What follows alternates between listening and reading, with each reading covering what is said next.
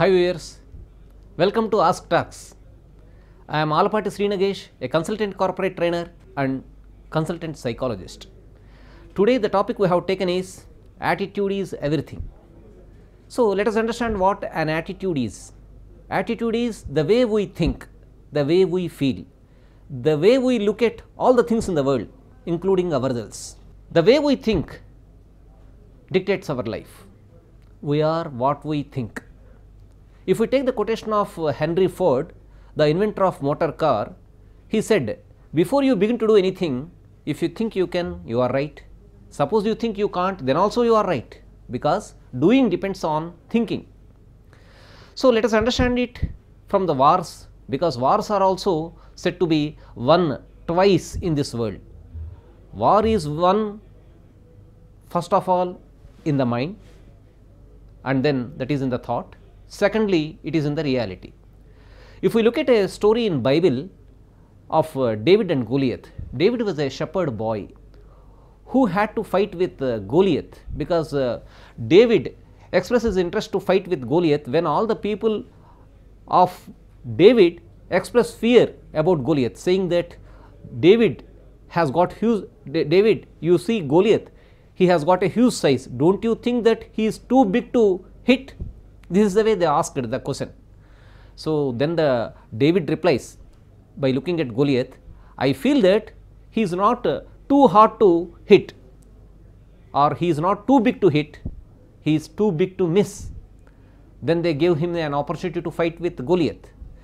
So David has the habit of using a sling to take care of his sheep from the wild animals. The same sling he carries to the battlefield. Now Goliath comes with all his weapons, the sword and many other things, and then now David doesn't get frightened about the size of the Goliath. Now David, as usually as habit, he uses his sling and throws a stone directly on the forehead of Goliath. Now Goliath becomes spot dead. So it doesn't depend upon the size. Size may be a problem, or size may be a demerit, or size may be an advantage, or it is a plus point. We don't know how it works out, because it depends on the angle we look at. Okay, so any war is won twice in this world, and there is another thing about attitude. First of all, what we look at a success or failure is our perception. There are people who look at failure as learning. When we know that this Thomas Alva Edison is the world's greatest scientist. So Thomas Alva Edison is said to have failed 10,000 times before he invented the filament bulb.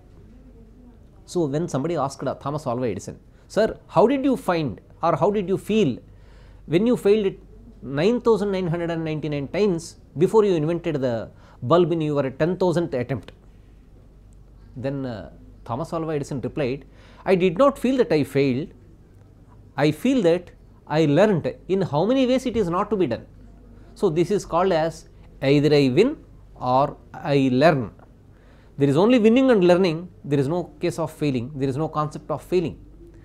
So the same person, that is Thomas Alva Edison, if you see his attitude, his motivation, when some fire incident took place for his own laboratory, the own laboratory got burnt in front of his own eyes. This is, I am talking about his more than 65th year age. Looking at the incident, he could utter the words, thank God you burnt all my mistakes, let me start afresh. So it is not only just the words in air, he really could invent within 3 weeks phonograph. So this is the attitude he has. Whatever has happened, it is for good. Let me start again. This was his mindset. The importance of attitude lies in thoughts. First of all, watch your thoughts, because whatever you repeatedly thought, that becomes your words. Watch your words. Words become your actions. Whatever actions you repeatedly do, they constitute a habit. Then watch your habits. All of the habits put together form your behavior. Watch your behavior over a reasonable period of time, and that behavior becomes your character. You know the importance of character, because it is said that when money is lost, nothing is lost. If time is lost, something is lost. If character is lost, everything is lost. So, that is the importance of character, which is a resultant of the consistent behavior. Watch your character, character decides destiny. You are the decider of your own destiny and you are the designer of your own fate. So, if you come backwards, our fate or the future depends on the character, and before that behavior. Behavior is a composite of all the habits. Habits are based on actions. Actions are based on words or directly thoughts. So, thoughts will decide our life. This is the sequence. So, if you look at the attitude part, the people who have success do not have different objects. They have the same situation, but their angle of looking at it is different. So, a shoe manufacturing company sent 2 sales executives to South Africa to study the potential of shoe business there. The first salesman actually he went there and then he gave a reply, sir, I am not finding any potential for our business here because no people are wearing shoes. Means here the people have no habit of wearing shoes. So, I do not find any business. So, he came back. The second salesman said, sir, I find immense potential for our business. Please send me some shoe pairs. I can readily sell them, because the reason is I find that no people are wearing shoes. If you look at the 2 people, the situation was the same. When the situation is not having people wearing shoes, one looked it as no business, second one looked it as 100% business, because wherever the concept is not established or not introduced, when you become the person or the company to introduce it for the first time, the total business will be yours. This is the difference in thought processes, right? And then people also have the impact of thinking on their body. Placebo is actually, there is nothing in the capsule. When you go to a pain ward and say that a wonderful medicine is given by a doctor to relieve your pain, there are 20 patients. Let us say that there are 20 patients and then 15 patients are given the real medicine in the capsule, 5 people are given just the placebo where there is no medicine at all. But if you see the results after some time, maybe after 1 hour or 2-3 hours, even the people who have taken placebo, that is nothing, they also say that we got a relief in our pain. So, this is the effect of mind on body, because they felt that a wonderful medicine by a qualified doctor has been given to me. So, my pain should reduce, because of their thinking it happened. So, this is nothing but we have a saying in Sanskrit, that is the Ichha Shakti. First of all, we have the power of that desire, something good should happen.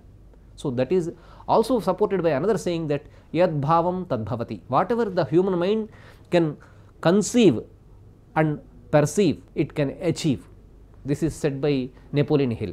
The Sanskrit saying Yad Bhavam Tad Bhavati is whatever we think it happens, and it is the same as the Western philosophy given by the Napoleon Hill as whatever we strongly feel we can achieve, right. So, once we look at the attitude part, the attitude towards stress makes a difference in life. People have looked at stress as a damaging factor, like it disturbs us, we do not want stress, like this. But in a story where 3 stones were brought to a sculptor, the first stone said, sir, I know that you are a great sculptor, but I do not want to undergo stress. I look at stress or the strain as a destructive factor. I do not want to undergo that. So, the sculptor took pity on that and then said, okay, I am leaving you as it is, means as you are, I am leaving it to you. So, the first stone was just lying like that, and second stone, it said, sir, my attitude towards stress is, okay, I can bear some amount of stress, because I know that if I undergo some stress, it will give a better form for me. Then it also said, sir, you can give me 3-4 blows. So, the sculptor used his chisel and then he cut it with his 3-4 blows and made it as a plank. Third stone said, sir, I do not actually look at stress as any destructive thing. I want to undergo stress willingly, because I know that once I undergo a lot of stress, my form will be refined. Then sculptor actually got happy and then he said, okay, I am giving my talent to you in the form of blows with my chisel, and he gave as many blows as needed. And actually this sculptor was called for the construction of a temple. The first stone, which was unwilling to undergo any stress, which looked at stress as only a damaging factor, which retained its shape and structure, it was left behind. It was kept it in the entrance of the temple, and all devotees are requested to break coconuts using that stone. So it had to receive the blow from coconut every day, many times. The second stone, which was ready to undergo some stress, it was laid in the way of the temple. So people started walking on that. It had to experience the footfall of all the devotees. Then the third stone, which was willing to undergo any amount of stress, that became the idol of the god, and people, after entering the temple, they started praying it with saying this namaste. So it received all the namastes, all the greetings, and then also the garlanding and also the decoration.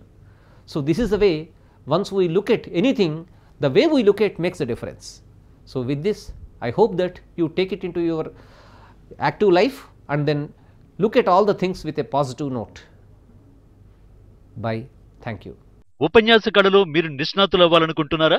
అయితే మీ కొరకే వక్త. వివరాల కోసం సంప్రదించాల్సిన phone number 9553586062.